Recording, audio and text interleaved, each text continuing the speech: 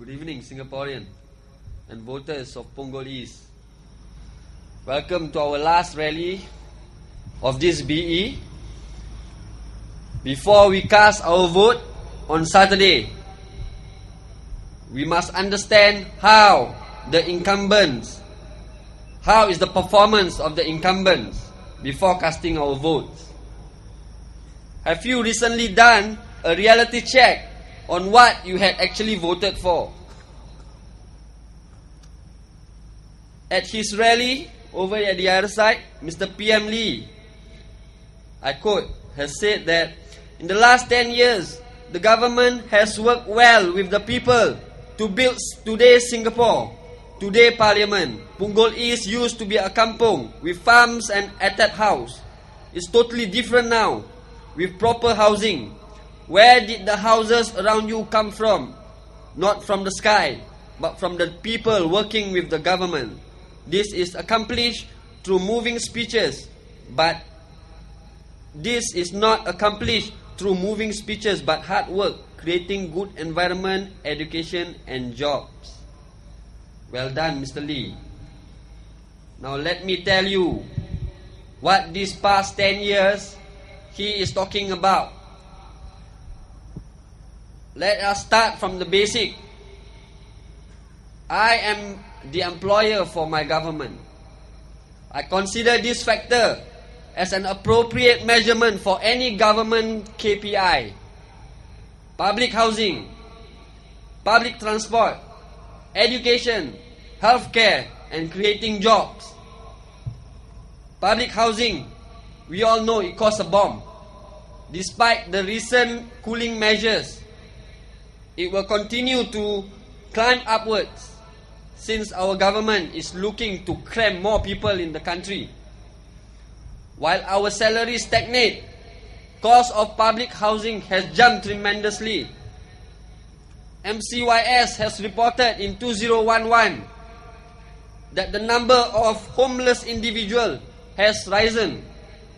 One of the reasons why our HDB flats cost a king's ransom is because of the substantial increase in our population size since year 2000.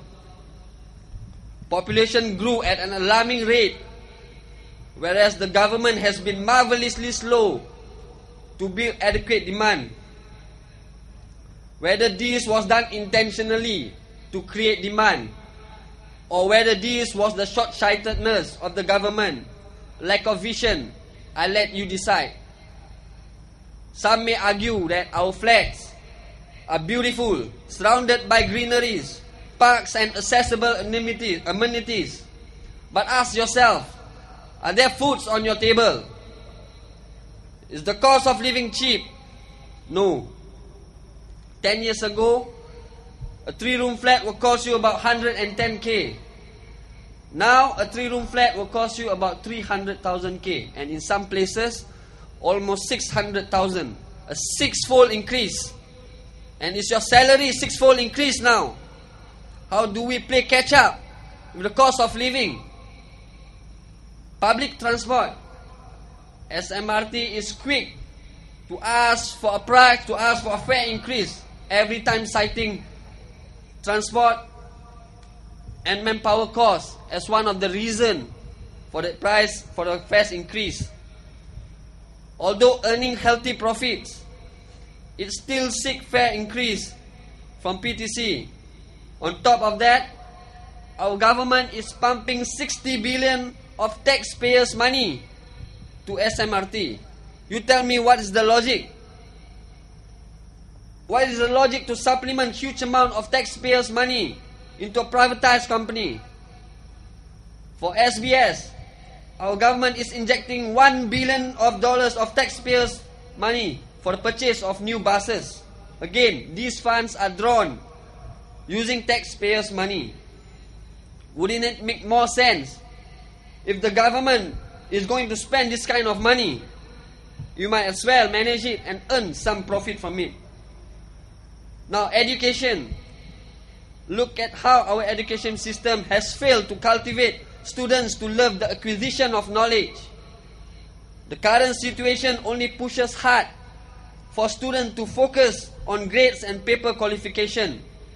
We are taught to be risk-averse and to play safe from young.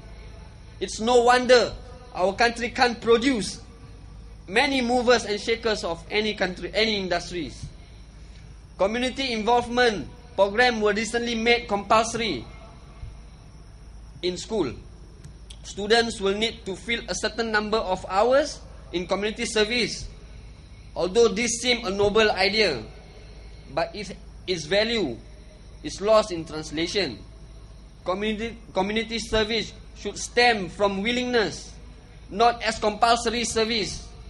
Students are now putting in extra hours, not because they love to, but more of building impressive resumes to attain that A grade. We will drill from young to chase the 5 C's, and it can only come about by having paper qualification. Education systems such as this kill creativity and drive. The policymaker don't recognize that different students may require different pedagogies for improvement. Schools in Singapore needs to be more than a place for dispensing of knowledge. It should be an avenue where students can pursue their passion and discover its true potential. In its current environment, there is no way a child can ever realize its true potential when the only route they were told is to attain good grades at all costs. Now, healthcare in Singapore generally acknowledged as having one of the most successful healthcare system. Although we are impressive in the eyes of the world, our healthcare system actually places a heavy burden on individual. Emphasis is on the individual to make a significant contribution towards their own healthcare costs. Today at the rally, I quote again, our PM Lee said, "Our senior citizens built Singapore. We should respect and be grateful to them." What is this grateful to them meaning? Are they really taking care of our senior citizen? Our healthcare system has turned into a multi-million business-making opportunity. Our nation's budget spending on healthcare is one of the lowest in the world. We need to channel a higher portion of taxes for the common good towards healthcare, as this is the only way to ensure the poor will not be excluded from medical attention. Singapore's revenue comes from many different modes of taxation, but public healthcare is much more affordable in our less well-off neighboring countries. Our government is always finding excuses not to give more welfare to its citizens, usually using antiquated replies such as, "We are different, we have no natural resources," as an excuse not to do it. I'm sure more healthcare subsidies for Singaporeans would be possible without compromising on service standards and without being a huge financial burden to the state. In every PAP argument of concern, be it in healthcare, public transport, the question of where the money is coming from never slips from their argument. Honestly, I think we are sick of these replies. Public service have lost their vision and mission and have been replaced by greed for money. The last time I've not heard "not enough beds" reply from public hospital. It was almost never heard of. It's common occurrence now.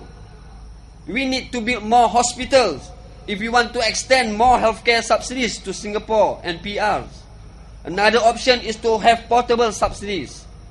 Rather than throwing taxpayers' money into YOG, into F1, into Panda, into Kai Kai and Jia, into Brompton bikes, into Herman Miller chairs, into Bishan Park, I would rather spend this money taking care of our senior citizen.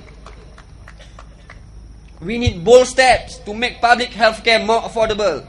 It's not impossible to provide affordable, service-oriented medical care in Singapore.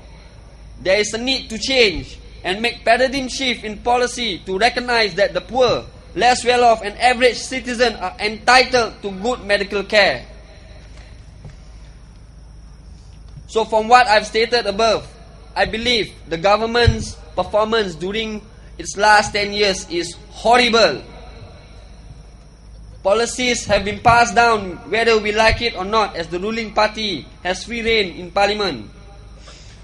Leadership will require empathy and ability to put oneself in others' shoes. It also requires decisiveness and willingness to accept responsibility. From our government's action, it is clear to see that our leaders are not the movers and shakers who can think holistically and take Singapore into the next level. They have always been dragging their feet to implement policies that benefit the citizen. Welfare has always been at the very bare minimum, and obviously many people have fallen through the cracks. My dear residents, for this by-election, we don't need doctors or lawyers anymore. We don't need half-baked politicians who can't even raise pertinent questions in parliament. We need an astute economist.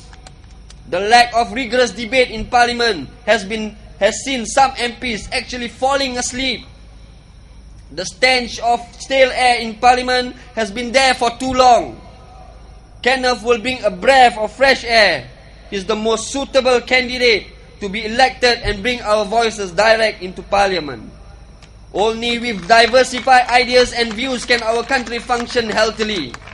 He will be an ideal person to be the check and balance and to seek accountability from the government based on his credential, based on his academic qualification, his active community participation, and his economic sense. So come polling day, let's take him into parliament. No more broken promise. Vote for the Reform Party. Vote for Kenneth Jeyaretnam. Thank you.